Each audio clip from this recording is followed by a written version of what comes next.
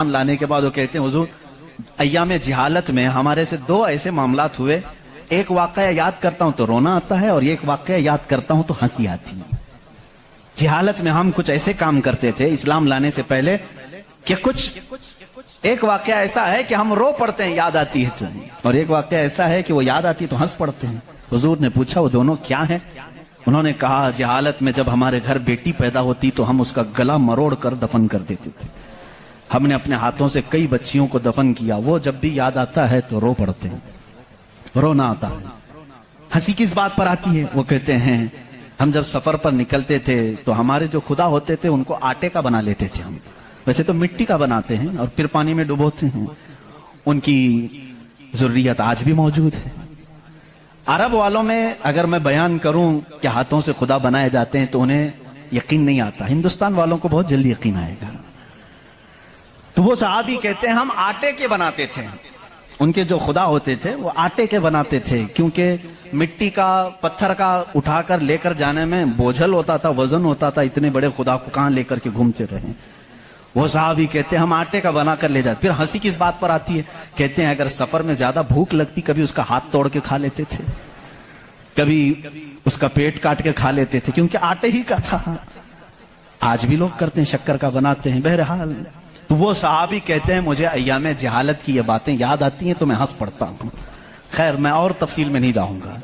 عزیزان گرامی، غور و فکر کرنے کی جس کے اندر عادت ہوگی وہ انت وشواس، صرف پھیلے ہوئے بے یقینی پر ایمان نہیں لائے گا۔ آج بھی بہت سارے ایسے نیوٹرل قسم کے لوگ ہیں جو مسلمان نہیں ہیں، میں جانتا ہوں ان کو، وہ خود آئیڈل ورشپرز نہیں ہیں، وہ خود اس بات کا انکار کرتے ہیں کہ اپنے ہاتھوں سے بنائی ہوئی چیز کی عبادت کیسے کی جائے۔ ہم اس پاور کو مانتے ہیں جو ہماری آنکھوں میں نہیں آتا مگر ہم سب کو دیکھ رہا ہے۔ ایسے لوگ بھی ہیں۔ ہاں اگر کوئی اس طرح کا موحد ہے، وہ اللہ کی وحدانیت کو تسلیم کرتا ہے تو اس کے ہدایت کی بھی امید ہے۔ میں یہ کہہ رہا تھا آسمانوں اور زمینوں میں اللہ نے فرمایا میری نشانیاں ہیں، غور و فکر کرنا چاہیے۔ نشانی کیسے؟ پوری دنیا کے بہت ترقی یافتہ سائنس سے میرا یہ چیلنج ہے،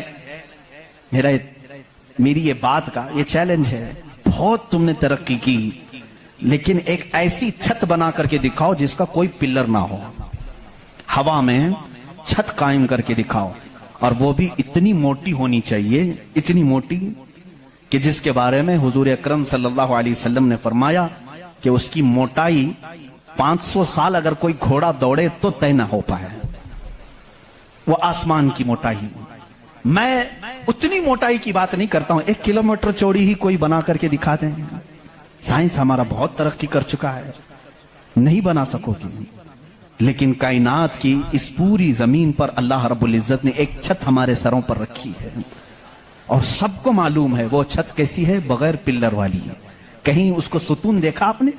اللہ الذی رفع السماوات بغیر عمد ترونها، قرآن کہتا ہے وہ اللہ ہی ہے جس نے بغیر ستون کے آسمانوں کو بنایا، اور تم بھی اس کو دیکھ رہے ہو۔ قرآن چیلنج کر رہا ہے، تم بھی اسے دیکھ رہے ہو۔ اور حیرت کی بات یہ ہے ہمارے پلر والی چھت کے بارے میں تو یقین ہوگا اب یہ گرے گی نہیں، لیکن اگر یہ تڑکنے لگے کہیں سے، آوازیں آنے لگے، ہم بھاگ کر کے کون سی چھت کے نیچے جاتے ہیں؟ پلر والی چھت سے ہم کو خوف لگتا ہے آج کل گر نہ جائے، اور پناہ لینے کے لیے اس چھت کے نیچے جاتے ہیں جس کا کوئی پلر ہی نہیں۔ اللہ کی نشانیاں ہیں اس میں۔ اللہ رب العزت فرماتا ہے تم دیکھ رہے ہو ان آسمانوں کو ہم نے کیسے قائم کیا ہے۔ اب اس کی تحقیقات جو آسٹرونومی پڑھے ہوئے ہیں وہ جانتے ہوں گے، علم فلکیات اس کو کہتے ہیں، آسمانوں کا علم، یہ بھی ابھی سب کو پورا حاصل نہیں ہو سکا۔ جو ہماری نظروں میں نظر آ رہا ہے یہ تو دھواں ہے، بادل ہے، آسمان تک پہنچنے کے لیے پتہ نہیں کتنا سفر، اور اس میں اللہ رب العزت نے ستاروں کے ایک ایسے جھرمٹ کو رکھا ہے۔ آسمان کتنا چوڑا ہے، کتنا لمبا ہے، گیس کر سکتے ہیں ہم؟ کبھی گیس کریں گے آپ؟ میں صرف ایک حساب بتاتا ہوں۔ اس آسمان میں اللہ تعالیٰ فرماتا ہے کلن فی فلک یسبحون، سورج، چاند، جتنے بھی گیلیکسی کے سٹارز ہیں، تارے ہیں، یہ سب آسمان میں تیر رہے ہیں۔ اللہ فرما رہا ہے سورہ یاسین کی آیت سے، یہ سب آسمان میں تیر رہے ہیں، لٹک رہے ہیں۔ اچھا، جس پر لٹک رہے ہیں ظاہر سی بات ہے وہ بڑا ہونا چاہیے، اب وہ کتنا بڑا ہوگا, وہ چھت کی چادر کتنی بڑی جس پہ سورج بھی لٹک رہا ہے, چاند بھی لٹک رہا ہے. ہم نے سائز پوچھا سائنسدانوں سے, سائز پوچھا کہ یہ کتنے بڑے بڑے ہیں جو آسمان میں لٹک رہے ہیں, تو انہوں نے کہا سب سے قریب جو ہمارا ستارہ ہے, سیارہ ہے, زمین سے جو سب سے قریب سیارہ ہے وہ چاند ہے. اور سورج کا کیا حال ہے؟ کہا سورج زمین سے 13 لاکھ گنا بڑا ہے, 13 لاکھ گنا بڑا. اب یہاں ہماری عقلیں ششدر ہو جاتی ہیں, کسی کے پاس کیلکولیٹر بھی نہیں, کتنا حساب کرے. 13 لاکھ گنا بڑا زمین سے, ہمارے تصور میں نہیں آتا. وہ کہاں لٹک رہا ہے؟ آسمان میں. چاند اس سے 50 گنا بڑا ہے زمین سے, وہ کہاں ہے؟ آسمان میں. اچھا اتنا ہی نہیں, یہ گیلیکسی کے اندر سورج سے 50 گنا بڑے اتنے سیارے ہیں کہ جن میں سے صرف ابھی 40% کا دریافت کی جا چکی ہے, باقی 60% ابھی تک سائنسدانوں کو پتہ ہی نہیں. سورج سے 50 گنا بڑے سیارے اور موجود ہیں. پوچھا یہ سب کہاں ہے؟ یہ بھی آسمان میں ہیں. اسی لیے میرے مولا نے فرمایا بے شک آسمانوں کی پیدائش میں اس کی بڑی نشانیاں ہیں. اب میرے عزیزو آؤ, تمہیں اپنے گھر کی چھت ڈالنے کے لیے کتنے دن لگتے ہیں, کتنے ورکر لگتے ہیں, کتنے مزدور لگتے ہیں, کیا کیا اس کے لیے سامان لگتے ہیں, یہ سب تمہیں معلوم ہے جنہوں نے چھتیں ڈالی. اب اتنی بڑی چھت جس نے قائم کی ہے, جس میں لاکھوں گنا بڑا زمین سے سورج بھی ہے, چاند بھی ہے, گیلیکسی کے اور سٹارز ہیں, وہ خدا فرما رہا ہے آسمان کو, زمین کو کس طرح سے اس نے بنایا. قرآن میں ہے صرف 6 دن میں ان دونوں کی پیدائش ہوئی. اس سے بھی بلکہ اللہ تعالیٰ فرماتا وَجَعَلَ الْأَرْضَ فِي يَوْمَيْنِ, اللہ نے زمین کو 2 دن میں پیدا فرمایا, آسمان کو, اور اس میں جتنی سجاوٹ ہے, سجاوٹ کیا ہے؟ یہ پورے سمندر کو رب فرما رہا ہے وہ زمین کی زینت ہے, جتنے درخت ہیں وہ زمین کی زینت ہیں, اور آسمان کی زینت کیا ہے؟ چاند ہے, سورج ہے, ستارے ہیں. یہ سب 4 دن میں بنے, کل 6 دن میں ان کی پیدائش ہوئی ہے. کل 6 دن میں ان کی پیدائش ہوئی ہے. یہاں ہماری دکان نہیں بنتی 6 دن میں, اور وہ خالق کائنات فرما رہا ہے 6 دن میں اس پوری کائنات کے زمین و آسمان کی پیدائش ہوئی. تو کیا یہ اللہ رب العزت کی نشانیاں نہیں ہیں؟ غور و فکر, تدبر. میں اگر سنی ہوئی باتوں پر یقین نہیں آتا کچھ لوگوں کو, کیونکہ وہ سائنس کے ماحول میں آج جی رہے ہیں, وہ ہر بات سائنس کی یقین کے ساتھ مان لیتے ہیں. میں ان سے ہی کہتا ہوں اپنے سائنسدان آقاؤں سے پوچھیں کہ اس زمین کا حجم کتنا بڑا ہے, آخر یہ ٹھہری کیسے ہے اتنے دن تک, یا اب تک قائم کیسے ہے, یہ ہلتی کیوں نہیں ہے؟ اچھا اس کے بعد رب تعالیٰ فرماتا ہے ہم نے اس زمین کو پانی پر بچھایا ہے. اے اللہ تیرے عجائب قدرت عجیب در عجیب ہیں, کتنے عجیب ہیں. آپ سے میں کہتا ہوں حوض میں یا مسجد کا بھی حوض ہے, جاؤ ایک چادر اس کے اوپر بچھاؤ, ٹاول لے کر کے بچھاؤ, کتنی دیر تک وہ پانی پر کھڑا رہے گا. ٹاول چادر اس کی موٹائی کتنی ہے؟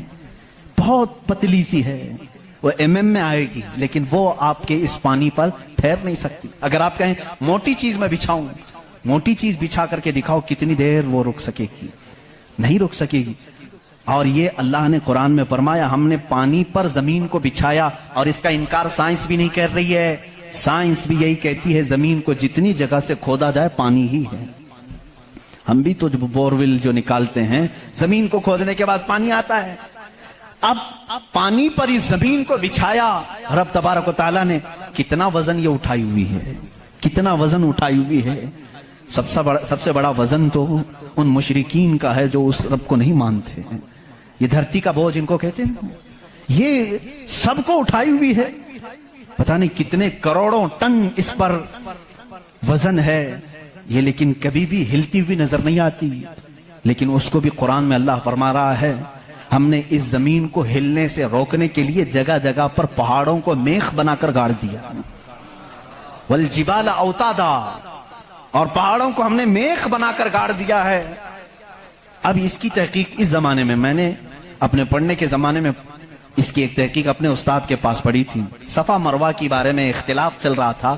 سعودی یہودی حکومت نے صفا مروہ کو پوری طور پر ختم کرنے کی ناپاک کوشش کی, اور الگ سے انہوں نے مسعی بنایا صحیح کرنے کا.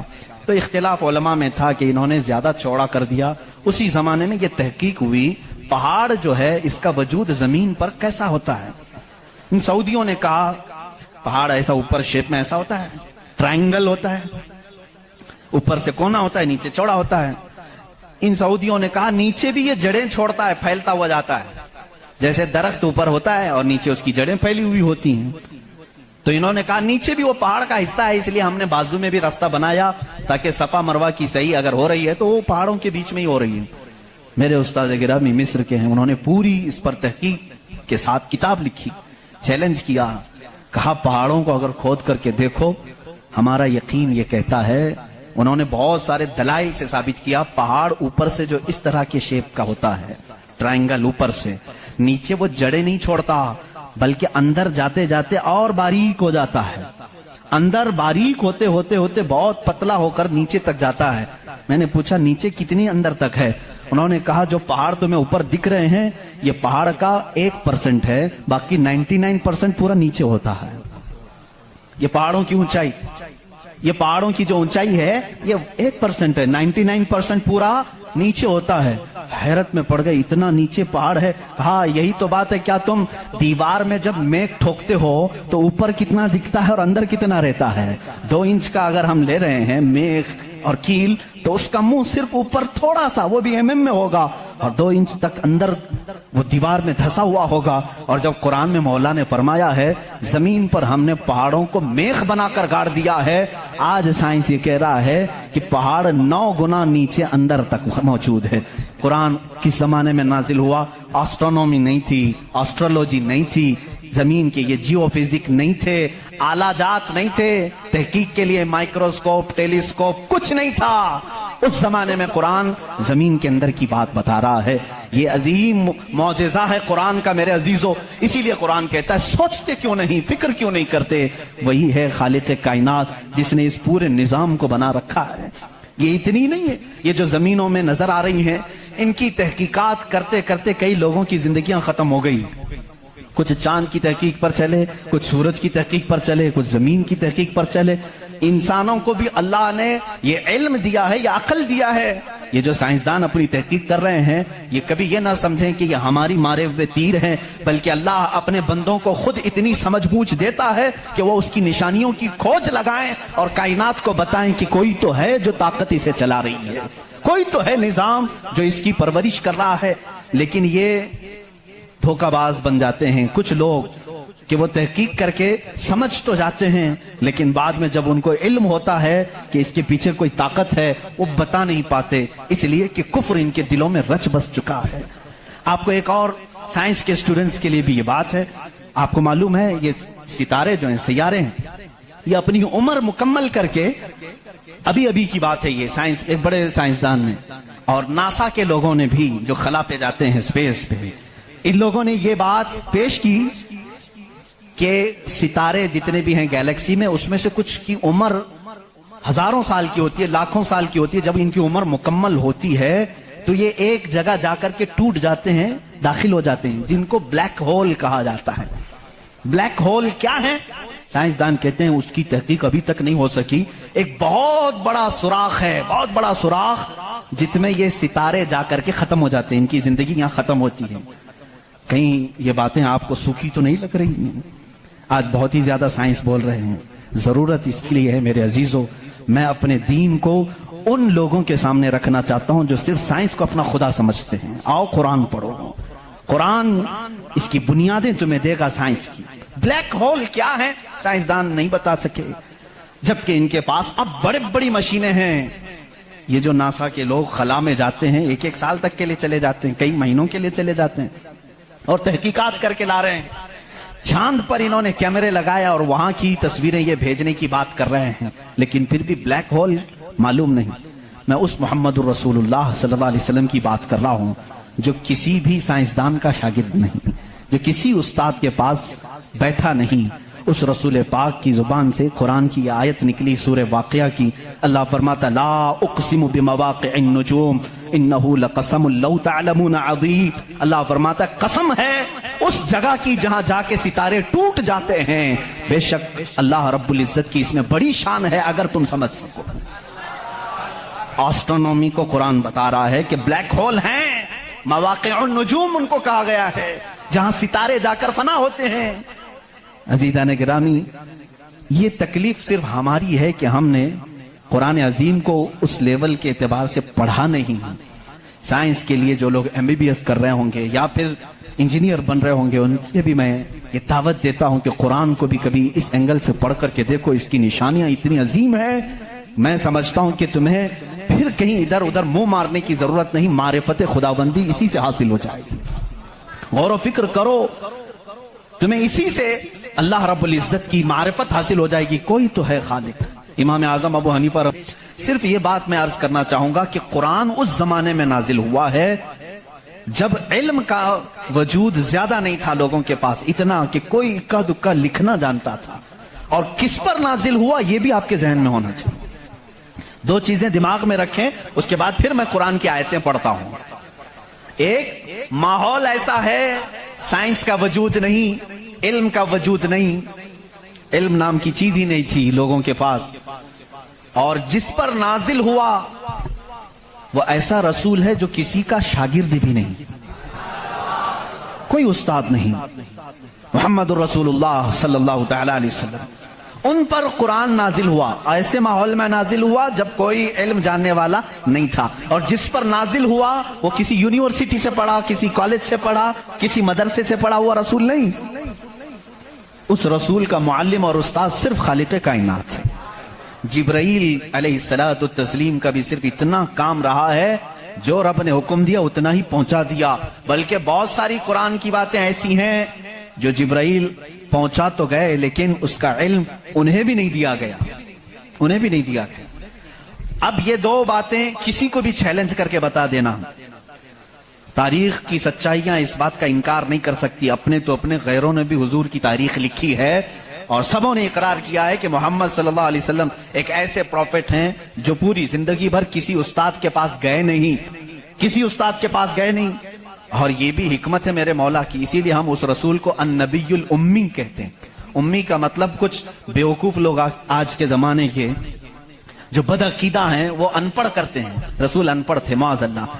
بیوقوفوں تمہیں معلوم نہیں، امی کا مطلب ہوتا ہے کسی سے پڑھا ہوا نہیں.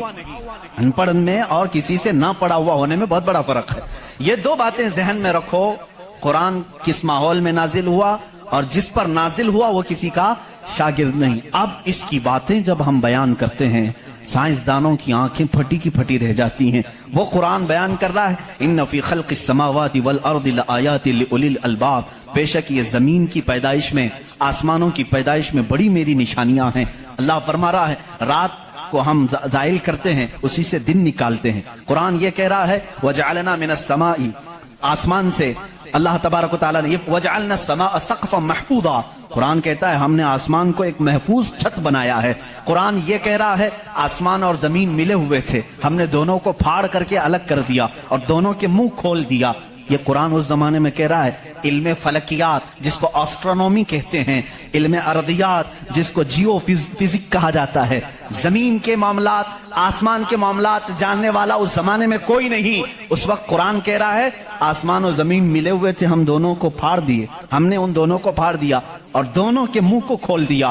اب کا سائنس کہتا ہے زمین و آسمان کو دیکھنے کے بعد ایسا لگتا ہے کہ یہ گیلیکسی میں ملا ہوا ایک سیارہ تھا اور یہ پھر زمانے کے بدلتے بدلتے آسمان الگ ہو گیا، زمین الگ ہو گئی. اب کا سائنس یہ کہتا ہے. اور پھر یہ بند نہیں ہے، جیسے ہماری چھت بند ہے، اوپر سے پانی ڈالو تو نیچے کچھ نہیں آئے گا، نیچے کے فرشی بھی بند ہے، نیچے زمین سے کوئی چیز یہاں مسجد میں نہیں نکلے گی. سائنس اب یہ کہہ رہا ہے آسمان میں جگہ جگہ سوراخ ہیں، منہ کھلا ہوا ہے، زمین میں بھی جگہ جگہ سوراخ ہیں، دکھنے والے نہیں، یہ کھلا ہوا ہے. اس کا مطلب میں بھی سمجھ نہیں پایا تھا، آسمان کھلا ہوا ہے، زمین کھلا ہوا، منہ کھلا ہوا ہے، کیا مطلب؟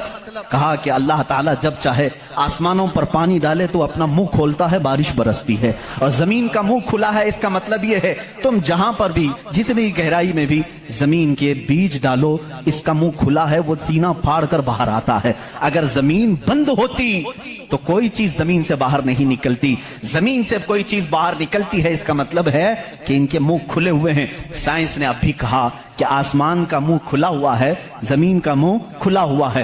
قرآن کس ماحول میں نازل ہوا ہے؟ جب سائنس کا وجود نہیں۔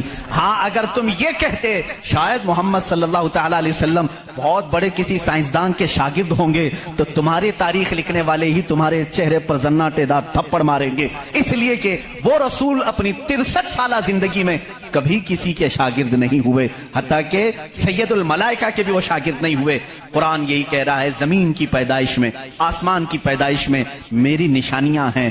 عزیزان گرامی، اب میں وہ نشانیاں گناؤں بہت طویل وقت درکار ہے۔ کبھی آپ نے محسوس کیا کہ آسمان اللہ کی نشانی ہے؟ اللہ کی نشانی ہے۔ دیکھیں یہاں سب سے بڑی بات، قرآن میں کئی جگہوں پر یہ بات آئی ہے، افلا تتدبرون، افلا یتدبرون، افلا تعقلون، افلا تتفکرون۔ اس کا مطلب ہوتا ہے کیوں تم غور و فکر نہیں کرتے، کیوں تم سوچتے نہیں، کیوں تم تحقیق نہیں کرتے، ریسرچ نہیں کرتے؟ رب تعالیٰ بار بار یہ فرما رہا ہے۔ یہ کس کے لیے ہے؟ میں ان لوگوں کے لیے کہتا ہوں جو ایک خدا کو چھوڑ کر کروڑوں کے سامنے جھک رہے ہیں۔ میں ان سے کہتا ہوں تم سوچتے کیوں نہیں؟ کون ہے تمہیں پیدا کیا ہے؟ کون ہے جو تمہیں بنایا ہے؟ قرآن دعوت دے رہا ہے ان کو سوچنے کی۔ میرا یقین یہ کہتا ہے جو بھی انسان اس کائنات میں ہے اللہ نے اسے اتنی عقل ضرور عطا کی ہے کہ اگر وہ سوچنے پر آ جائے تو اپنے رب تک ضرور پہنچے گا۔ اگر وہ غور و فکر کرنے پر آ جائے تو جھوٹے خداؤں کو چھوڑ دے گا۔ ایک صحابی ہیں حضور صلی اللہ تعالی علیہ وسلم پر ایمان